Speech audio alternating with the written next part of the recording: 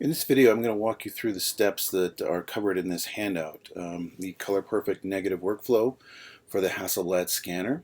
I believe the Hasselblad scanner and the addition of the Color Perfect software will give you the very best files that you can get from a color negative. I think it's actually a really exciting medium to work with just because the Color Perfect software actually makes the files so much more easy and easy to work with and also better. The problem with this whole workflow is the scanner software. This is a screenshot of the Imacon or Hasselblad scanner software that you use. If you're not a smart person, you will actually use Flex Color to create your finished TIFF file or your finished TIFF scan. The smart way to use this is to create what is called a raw scan. And to do a raw scan, it's very simple. You load your negative into the negative folder. You hit the preview button. You'll get a little preview that looks like this. Crop the image that you're interested in, select the right format, and that's basically all you need to do. The next step is to click on this 3F button. When you click on the 3F button, that is the actual file format name for making a raw scan using the Imacon software.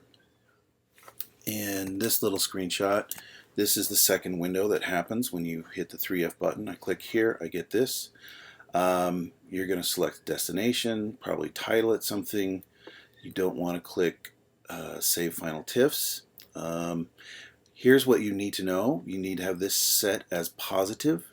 It can be set as negative and you can invert it later, but probably there's a little bit of a quality improvement if you set it to positive here. This is a step that completely turns off any last vestiges of the Flex Color scanning software. You're going to leave the setup as RGB. Whatever the crop frame is that you're working with, what I typically like to do, you don't have to worry about this. I would select crop and then just do current crop. In other words, I'm going to create a file that you can see my little marching ant frame. That is going to be my file. So I don't have to worry about any kind of confusing, making sure I've got the right 6.6 or 6.7, format to correspond with my film holder. You want to make sure that it's 16-bit. You can see this 1,000 megabyte limit. That is just kind of wacky software, it doesn't matter. The thing that you want to see is 100% resolution. And basically, everything will be kind of where it should be when this thing pops up in the raw scan. Next thing you need to do, when you hit 3F and create this raw scan, next thing we're going to do is just hit the scan button, and that'll start your scan. Okay. The problem with this workflow, if you're a happy and dedicated user of Lightroom, is that Lightroom does not see these files. Okay, here's a file that I've worked on. This is what the kind of file I get and what it should sort of look like once I've scanned with the Imacon scanner and made a raw scan. You can see it is negative and it's inverted. That's actually what we want. You'll also see there's a little .fff file. That tells me that it's a raw file from the Imacon scanner. The problem is there's only one way to open this. I would love to show you a tutorial that's made through Lightroom or even Adobe Bridge, but there's only one way to open this thing. I can't drag this into the dock and drop it on Photoshop. That won't work. What I want to do, I don't want that, is I'm just going to open up Photoshop first, and the only way I can open this file is you have to do it just like this. File open or Command O. I get this little menu. I'm going to search for this file. I'm going to go to desktop. There it is, waterline. And the default, this is kind of a little bit of a tricky thing. You want to pay attention here. The default is camera raw. So I just click open. I'm going to get an error message. We want to open this up, scroll down to the bottom, select TIFF. Once I've got TIFF, I hit open. It sits and thinks about it for a minute. Okay, right now I'm getting this warning, and this is actually good. If we've set up our color management system correctly, we should get a warning. This thing does not have an embedded profile. That means we made the raw scan correctly. That's what we want. We're going to leave this as is and apply a profile in a minute. Okay, so this is, if you don't see this warning, that's fine, as long as the image does not have a profile yet. You do not want to click either one of those buttons. So hit leave as is, saying I know it's uncoded. We click OK. We get to open the file anyway. Our next step is to make this thing oriented correctly. Image rotation, and a seemingly insignificant yet important step is to crop this image and to crop it well. Okay, now in this image, I've been rather sloppy, and I've included a lot of the negative area, right here, this black area, and this clear film area. What we want to do when we crop this is we want to make sure that we crop it very accurately so we do not include any of this clear film or any of this negative holder. Okay, the program that we're going to use, Color Perfect, is going to try and do a color balance, and if we actually include clear film and also this negative holder, it's going to try and identify those as white and black points and make the color correction based on those as being the end of our density of our scan. Don't want that, so we need to make sure we get rid of it all. So I'm going to do this quickly so as not to belabor the point, but you should really take your time and do this accurately. Make sure you don't have any last little vestiges of clear film. Now, smart people might be saying, if I have a picture of the night sky or something, doesn't that defeat the point? You have a point there. Okay, so I've cropped. I might even go into 100% and take a look around. And it looks like I did a decent job. Okay, so we're ready for the next step, and the next step is to actually convert this thing. You can see down here on the bottom, I've got my little preview window set to show me the document profile. You can make it do all kinds of groovy things. Here, I just want to make sure it's showing me the profile. The profile is untagged. So our next step is to give it a profile. To do that, we go to Edit. We come down here, not to Color Settings, and not to our usual Convert to Profile. But this is, I believe, the only time in all the workflows that that I've created or that I teach that we actually use this very dangerous Assign Profile command. Now, Assign Profile is different than Convert to Profile. Assign Profile changes the numerical values of your document so that it fits within a given color space. And it also can change the appearance. Convert to Profile is great because it changes the numbers and does not change the appearance. Here's how I want you to use this. Assign Profile, click Profile, make sure it says Adobe RGB 1998. Now when I do this, you may or may not see a little bit of difference. It just kind of depends. I'm going to click OK. And we didn't see any difference, so no big deal. Our next step is to pull up our Color Perfect software. Go to Main Menu Filter, come down here to CFS Systems, select Color Perfect. Okay, so this is a really good example because this looks like crap, looks crazy.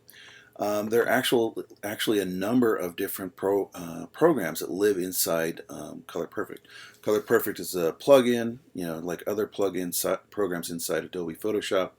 It also has several functions. So this one is the setup for doing raw files from your digital camera. We want to set this up so that it is set to color neg. See, that makes a nice difference. We also want to make sure it's set to L, and we want to make sure that our color space we've given it shows up here. If we haven't done that, we might want to go back and check out our image or restart Photoshop. Basically, we are good to go. The next step that I want to do is I need to come down here and I want to select Fujifilm. Actually, I think this one's Kodak. This is the this is an old image that I stole from Mary Barrage, who's got a great book called Election Eve. And you should check that out. And let's see, it is the press EPS 400. Yep. Okay. So once I've found the right profile, and you really want to make sure you've got the right profile, if you've got Kodak Portra 400, which would be a lot of you, you're going to look for the Kodak Portra 400 with 3 serial numbers behind it. Okay, so once I've got this set up, this actually looks pretty good. It's a little grainy, a little bit weird, but don't worry about that. We've got a lot of work to do on this file yet. And our main goal using Color Perfect is not to actually finish the file. We actually want to create something that's a little bit dense, a little bit flat, but the color is actually, sort of on its way to being what we want. The other thing, I want to give you just a little bit of a warning before we get started. The mouse cursor in this program is just like the eyedropper tool inside Lightroom. In other words, if I click it on something, I'm going to click it on something very much not neutral white. If I click on that, you can see it color corrected and tried to make that green leaf neutral, making it very red. If If I make a mistake, I come over here in the upper left. Here's the undo menu. This takes me back all the way to the beginning. This takes me back one step. I would really suggest that you don't use any of the color correction tools for Color Perfect. What we want to do is basically just set our highlight, our shadow, and then get into other more useful tools. This does a really great job of getting us in the ballpark and getting our colors even to one another so that we can actually achieve a much better color balance when we're in Photoshop or Lightroom. So my goal here is to just protect my highlight and my shadows. And here's how we do that. This is a really complicated program. It's got a really awful graphic user interface. I would suggest that you just, follow my lead here, and then if you've got a few questions, go and consult their website. They use very different and weird nomenclature and a system for color balancing, but all you need to know is how to set the white point and the black point. So, very counterintuitively, I'm going to set the white point. I'm going to go to the black button, make sure it's clicked or selected. I'm going to mouse click and drag and highlight this text, and now I'm going to go up here to the highlight stops range clip menu. What I want to do is just watch this figure right here. I want this to be as close to 0.0 as it can be, and the way that I'm going to do it, I'm not really worried about the numerical values here because this will change a lot depending on your film and the amount of exposure you've given the individual scan. So what I'm going to do though is I will watch this number. I'm going to mouse click and drag and hold on to this little slider, and I'm going to go down, and I'm going to watch that display. I'm going to go down very slowly, and I'm going down slowly. You see it gets darker. Okay, I want to get to this point where it's 0.01. Now occasionally you will have an image. I'm going to zoom in here. Let's go one bigger. You can see this has got a really nice chunk of dirt or lint on this shirt here. Occasionally, if you've got enough of these big chunks of dust, you might get a slightly false reading on your highlight area. In other words, you might, let's go back to normal view. We might be pulling the slider down, and instead of getting this nice readout of 0.0, like I've got here, this looks great. I might be dragging this thing down, and just by way of example, it keeps getting darker and darker and darker, but this stays at 0.2 or 0.3 or 0.1. In that case, you probably do have like a giant piece of crap on your negative, and what you'll want to do is back it up just a little bit, and you want to just kind of pay attention to the display right here, and very slowly, as you get down to this area where it's 0.2 and you keep dragging it, and in another case it would stay at 0.2 even though we're making it darker, you want to find that place where you hit 0.2, maybe go just a little bit darker than it, because you're not going to be able to zero it out if you've got a big piece of crap on the negative. So figure out where that point is, go a little bit darker towards the safe side, and call it good. Okay, now this image you might be saying looks super flat. Well, that is actually our goal. One of the things that I do when I teach people how to color correct is I teach people how to color correct by the numbers. We might be able to read some of these numbers in other programs and say, well, numerically I've got lots of texture in that highlight. That's one of the things that are most important in preserving, especially in the early stages of the file prep. I might have really good numbers here, but if I actually can't see decent texture, those numbers don't really mean much. And sort of the same thing goes here. Like if I hit 0.0 and I've still got a really important piece of bright clothing that doesn't have good texture on it, I might want to drag that down even more. I want to get this thing so that it's a little tiny bit heavy in the highlights and a little bit too open in the shadows. That is our goal, because we can add contrast later. Alright, so watch for that when you're doing your highlight. This is actually a pretty nicely exposed image. It's not too underexposed and it's not too overexposed, so it's behaving very nicely. I think it's a good idea to have negatives that are just slightly erring towards the side of overexposure. Our next step, jumping ahead, our next step is to go set our shadows. The shadows are controlled by this little window called BP tails. Basically, we're not going to mess with whites. All we're going to do is hit the blacks and BP tails. BP tails stands for black point tails. It stands for how your density trails off into the blacks. And the BP trails or tails kind of references the slope of the curve as we head into the shadow areas. Well, we don't need to worry about that. All we need to know is that we're going to select this, drag this down, and watch this until we get it to be about 0. Okay, so BP tails is your shadows, blacks are your highlights. I'm going to look at this window right here, and I'm going to drag this thing down, and I'm going to go very slowly, and I'm going to be watching here the entire time, not looking here where I'm mouse clicking and dragging. I'm looking right there, and I want to find that point where I just get to 0. Okay, and so right now I'm actually hitting a spot. Oh, there it went. It kind of got stuck at 0.1 for a long time, but now I actually got it to 0.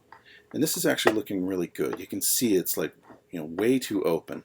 Our goal here is to get this thing protected in the highlight and really open in the shadows so that when I give it maybe 1 or 2 good S-curves in Photoshop or Lightroom, when I do apply contrast there, that this stuff reacts properly. So I'm kind of trying to think ahead a little bit. It's like, what would give me the best print if I gave this thing like a decent S-curve? I want to kind of get this detail open so that I can compress it down when I add more contrast later. All right, basically we are all good to go. All we're going to do is hit the blacks, make it 0. BP tails is our actual shadow values. We select that, mouse click, drag this guy down, get this to be 0. As soon as you do that, we hit OK.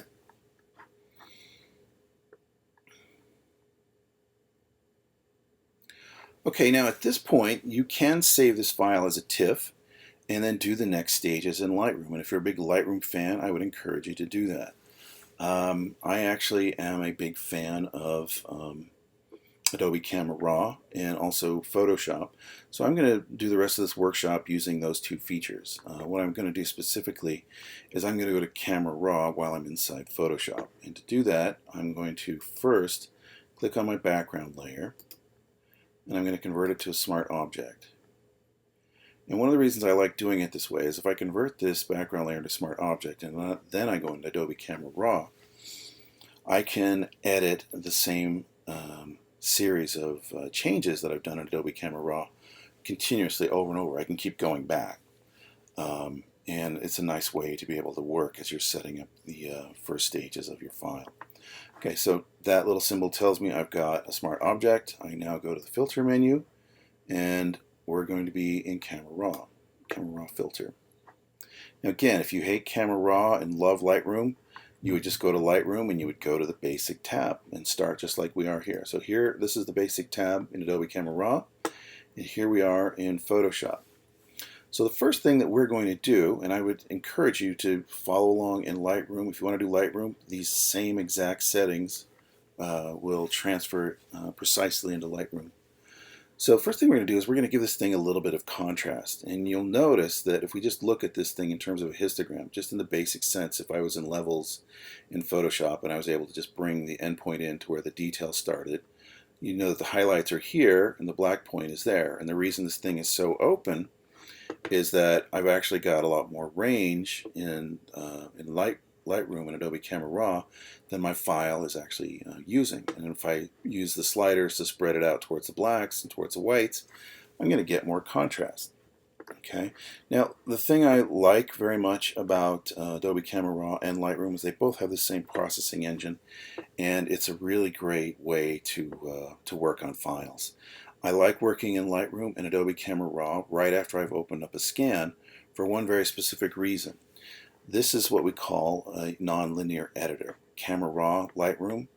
And what that means is that they edit the actual text of your file. Instead of actually taking the pixels and pushing them around, Adobe Camera Raw and Lightroom just take the text information in your file and they just move it from point to point as you make changes. Once you open up that file in Photoshop, it gets created basically for the first time. So you get to create a perfect file by working on it in a nonlinear editor such as Lightroom and also Adobe Camera Raw. One of the big advantages of doing this at this particular stage is that we need to make a pretty big tonal correction. I feel like our color is in the ballpark, but we need to make a big tonal correction. When you need to make a big tonal correction, it's nice to have it not impact the health of your file, and that's when you'd want to use Lightroom and Camera Raw. Okay, so here's how we're going to do that. Normally, Adobe sets up your controls so they're supposed to be used from the left tab and then top to bottom. You go to the next tab and go top to bottom. But that whole ethic and idea is actually kind of going out the window, especially with this latest version of Lightroom and Adobe Camera Raw. So here's how I would suggest you set up all of your files, whether using digital camera files or bringing scans into Lightroom or Camera Raw. Go first to the white and the black slider, and we're going to set these to the endpoints. Try to avoid using the exposure slider, and try to avoid using the highlight and shadows sliders. Sliders in general are bad. Let's say these are like good sliders because they're like the sliders in levels. What we want to do is use these two guys, add a little bit of contrast, and then use a tone curve to make our fine adjustments. So here's how we do that. First thing I'm going to do is I'm going to kind of walk this data out towards where the black point should be by moving the black slider to the left, and I'm just watching right up here, and I'm just going to make sure I don't quite get all the way to the edge. Okay, already it looks better. Now I'm going to do the same thing with our highlights. Now I'm going to go in really close so you can see what I'm talking about. Right now you can see these little chunks of information. This is probably our last actual chunk of information, and then this little like flat line of annoying crap, or rather tiny little bit of detail which really extends our highlight range. That could very well be that nasty little piece of gunk that we talked about earlier. So this value right here is probably not a true highlight value. That's my probably last true highlight value. This crap in here is probably bits of noise. Okay, so grab the highlight slider, and I'm just going to watch, and I'm going to walk this up, and I'll probably clip some of this, but I'll still save just a little bit of editing room where the actual real highlight is. And I'm not even looking at the picture, I'm just bringing it all the way over. And one of the things I would suggest that you do is I wouldn't really turn on the highlight warning, or rather the shadow warning, but I would turn on the highlight warning. So here is my highlight warning. And I actually was wrong about that little piece of density. That actually was pretty important. So I'm going to leave that on. I'm going to walk my highlights back just so that I do not lose. This is a really good example of important textured information that you do not want to clip. Okay, so I'm going to just make sure that's actually a little bit safe. Turn on my clipping. There we go. Alright, so I'm walking it back. Even the little piece of crap is safe. I'm going to go even a little bit more. Okay, so I'm really going easy on our highlights, but that's okay. That's one of the things that I would suggest. This is actually a good demonstration because this is something that happens a good deal. You'll get a highlight where you think, oh, I can clip that, or oh, I can make that really bright. But what you want to do is actually add a little bit of mid-tone contrast and then try and get more contrast with a curve, which I will show you now. My favorite thing to do, which drives students crazy, is I typically go to the contrast slider and knock out about 15 to 20 points. Even if the image is already really flat, I'll still knock out a little bit of contrast so that I can apply some clarity slider. Like, to me, most images can benefit from a little bit overall contrast. Overall contrast makes the highlights and the shadows more contrasty, as well as the midtones. But what clarity does, what makes it special and I think really useful, is it adds a lot of contrast to all my midtones. It does 3/4 tones and quarter tones as well, but it does a really good job of popping those mid-tone values. And I think that tends to make an image look a lot better than having too much of that. So we'll use some of that, some of the contrast slider, but first I want to get the midtones to be as contrasty as they can before I make the rest of the image contrasty. This is a really subtle thing, but also I think a really important thing in some of the workflows that I've created. Use the clarity slider. Don't be afraid to go 20, 30, 40 points on a normal image, and then maybe walk the contrast up a little bit. Okay, I still feel like we need to give this thing a little bit of a boost in the midtones. One of the things that I really miss in this edition of Lightroom and Adobe Camera Raw is there's no mid-tone brightness slider. But we actually have a very sophisticated version of it. It's called the tone curve. So I'm going to go up here, second tab. In Lightroom, just go to the tone curve. Make sure it's set to linear. And what we want to do is I want to brighten these midtones just a little bit, make it look like sunshine. And I'm going to go right in the middle of most of my information. That's mid-tone on our graph, but this is kind of mid-tone relative to the amount of detail and where it's placed currently.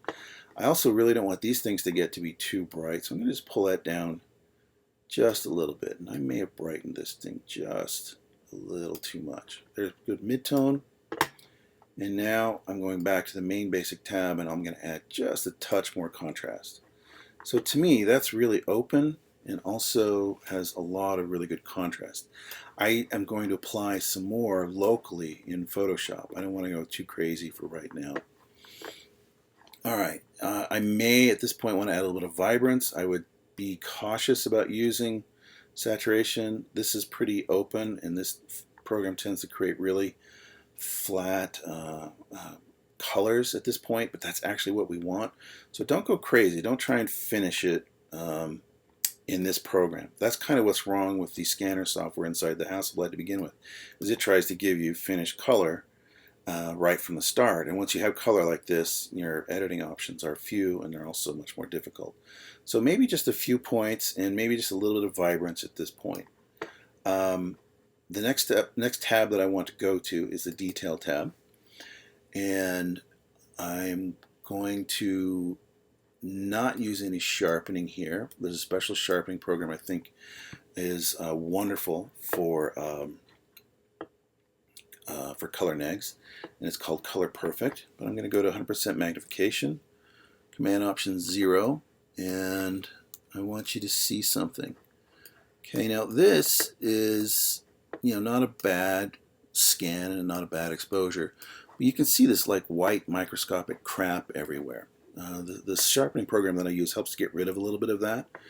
But if you've got a lot of work, an important body of work that's with this older 400 speed film, or you just shoot 400 color neg a lot and you get this effect a lot, one of the things you might want to consider is using the Epson scanner and doing some wet mounting. Some wet mounting is where you actually you create your own negative carrier, and in that negative carrier you mount with this stuff called mounting fluid, and basically it encases the entire negative in this wet mounting fluid and while it is scanned, and what that does is it tends to get rid of these little white specks everywhere. Okay, so that's just FYI, that's something to think about. We will get rid of some of this, but there's a lot of tricks you need to go to use the Epson scanner to get the most quality out of it. But once you do, I feel like you get a much smoother, much better scan. This is still going to be a really great scan when we're done.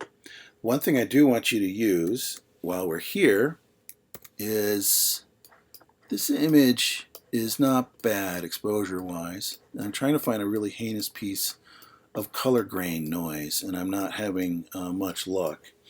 Color grain noise happens typically more in these shadow areas. Like if this negative was really underexposed, you'd see little chunks of yellow and green and gold and red, and that would be because the scanner is actually recording noise because there's very little density there.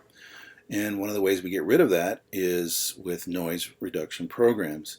And as long as we're in Lightroom or Adobe Camera Raw, I feel like their program is really so good now that you don't need to buy second-party software. So I would actually just stick with I stick with like an amount of like 12 to 14 depending on the image. If I've got a really bad image, I might process the entire image once at this normal rate of 14, and then go back and make another layer of this image, and then come back and apply extra noise reduction to the shadows, and then just put that in with a mask.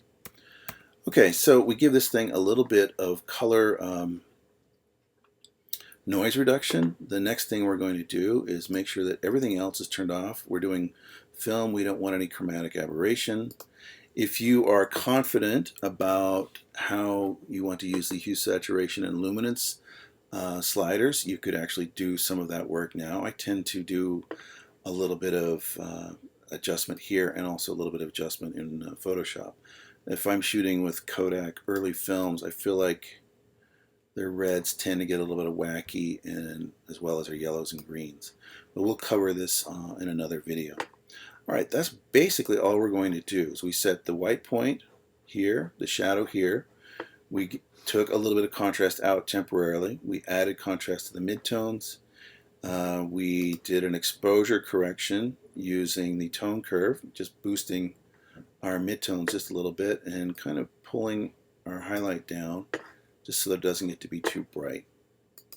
Okay, so I feel like this is really pretty good. I think it could be a little tiny bit darker once we're in Photoshop, but I want to very carefully do that once we're there. We're basically ready to go back into Photoshop and do some color correction. I like doing the color correction more in Photoshop because I have more control. You can do a pretty decent job in Lightroom and Adobe Camera Raw, but the kind that we need to do is with these curves. And I loved it when Adobe added these individual red, green, and blue curves to Lightroom and Adobe Camera Raw, but they're not quite as easy to use as the ones in Photoshop. So that's why we're going to go to Photoshop. The ones in Lightroom actually are horribly clunky. That's the only negative thing I've got to say about Lightroom, is that their curves are, kind of bad. Oops. All right. There we go. And that screwed up my little curve. Okay, so right now I'm going to hit OK. And now I'm going to start my color correction workflow. Before I do that, I tend to like to leave the smart object intact for a while. Like, the more you work on an image, the harder it is to see the color well, and being able to go back to the original color and do a little adjustment here is, I think, really valuable. But for the purposes of this movie and speed, I'm going to actually rasterize this image. In other words, I'm going to turn it back into a normal layer. I'm also going to turn it back into a background layer. And in the next video, we'll talk about our sharpening workflow for color negative and our color correction process.